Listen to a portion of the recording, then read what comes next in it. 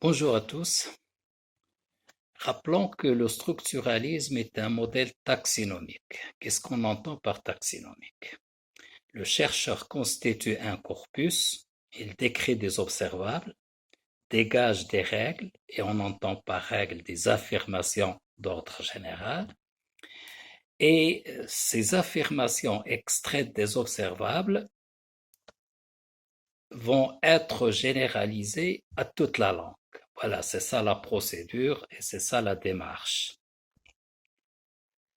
Il s'ensuit que le but de la linguistique structurale était d'établir une grammaire, c'est-à-dire une description complète de la langue et de son fonctionnement. Ce modèle structuraliste va dominer la recherche linguistique durant toute la première moitié du XXe siècle, c'est-à-dire de 1916 à 1957.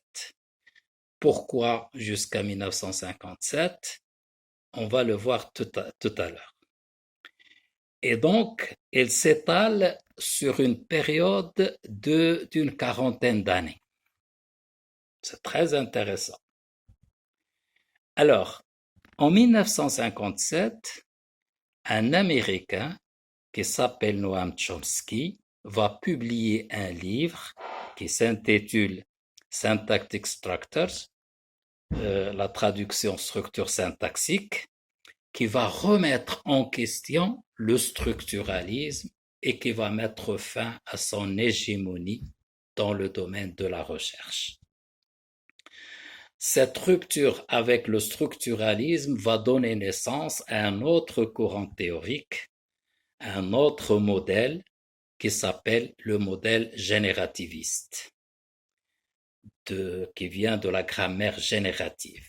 En effet, dès 1958, Chomsky se présente comme étant une figure de proue de la linguistique. Sa démarche consiste à reprendre les constituants immédiats du modèle syntagmatique et qui sont empruntés à Bloomfield et Hockett, deux autres Américains, pour les développer comme système génératif, c'est-à-dire un système qui va générer. Qu'est-ce qu'il va générer? On le verra. Il s'agit donc d'un ensemble de règles de réécriture. Règles de réécriture, on verra en quoi cela consiste, qui permettent de produire ou de générer une infinité de phrases dans la langue étudiée. Ainsi, on passe du classement taxinomique, le structuralisme, aux règles génératives, le générativisme. Tout cela va marquer une rupture avec le structuralisme. Et cette rupture se manifeste par des critiques dont les principales, dans des critiques qui sont adressées, formulées, adressées au structuralisme par Noam Chomsky. Alors, les principales critiques sont 1. Le modèle structuraliste travaille sur des phrases superficielles, sans s'interroger sur la manière dont elles sont produites. Ça veut dire quoi? Ça veut dire que le corpus d'un structuraliste, il se limite à des phrases déjà réalisées. Mais comment elles sont réalisées? Comment elles sont produites? Eh ben donc, on ne se pose pas la question. On travaille déjà sur un produit fini. Alors, l'élément central, alors là c'est la deuxième rupture. L'élément central du modèle générativiste est la syntaxe. Et la syntaxe, retenez bien cela. Et rappelez-vous que le structuralisme avait comme élément central dans son modèle la phonologie. La phonologie. Ça veut dire quoi? Ça veut dire que dans le cas du modèle structuraliste, la phonologie va produire le matériau nécessaire pour la syntaxe et la sémantique, etc. Et la syntaxe et la sémantique, donc, va articuler sur ce qu'a produit la phonologie. Et donc, c'est pourquoi on dit que la phonologie est un élément central. Or, avec Chomsky et le générativisme, c'est la syntaxe qui devient l'élément central. Autrement dit, nous avons trois composantes. Une composante essentielle, c'est la syntaxe. Et la syntaxe, c'est elle qui va produire le matériau nécessaire pour les autres disciplines. Alors, de ce fait, la phonologie et la sémantique deviennent deux composantes interprétatives. Ils vont simplement interpréter ce qu'a produit la syntaxe, c'est-à-dire les phrases.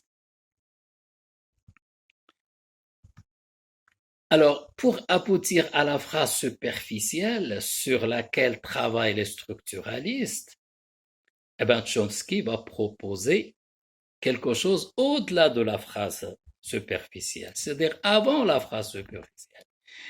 Et cette chose qui va produire avant la phrase superficielle et qui va donner lieu à la phrase superficielle s'appelle la structure profonde. Donc, il va y avoir une structure profonde et il va y avoir des règles de transformation qui vont transformer des éléments pour aboutir à la phrase finie, c'est-à-dire à la phrase superficielle. Et donc, la grammaire générative va proposer des règles qui ont la forme suivante.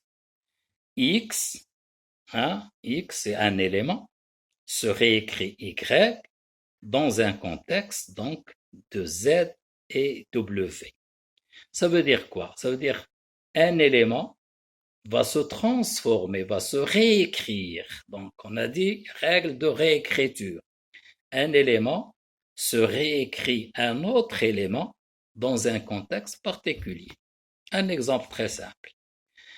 La structure profonde, par exemple, d'une phrase comme l'arbre tombe, une structure déjà superficielle. Quelle est sa structure profonde? Et je schématise. C'est le arbre tombe. Et que se passe-t-il? C'est-à-dire des règles phonologiques vont intervenir pour effacer le E qui se trouve devant le A de arbre. Et donc, il faut formaliser cela et formuler la règle de la manière suivante. E se réécrit élément vide, c'est-à-dire s'efface, s'élite. Le E s'élite dans le contexte suivant, devant une voyelle qui commence le mot qui suit.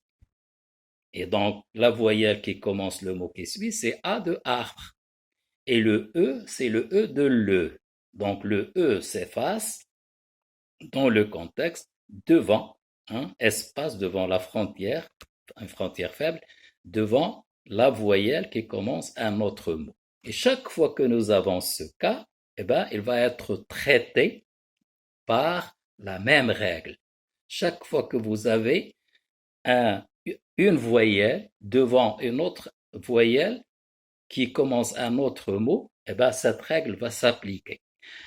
Ce que disaient les structuralistes, c'était différent. Les structuralistes, ils disaient une affirmation générale qui a la forme suivante. Deux voyelles qui se suivent, la première s'efface. Bon, à peu près cela.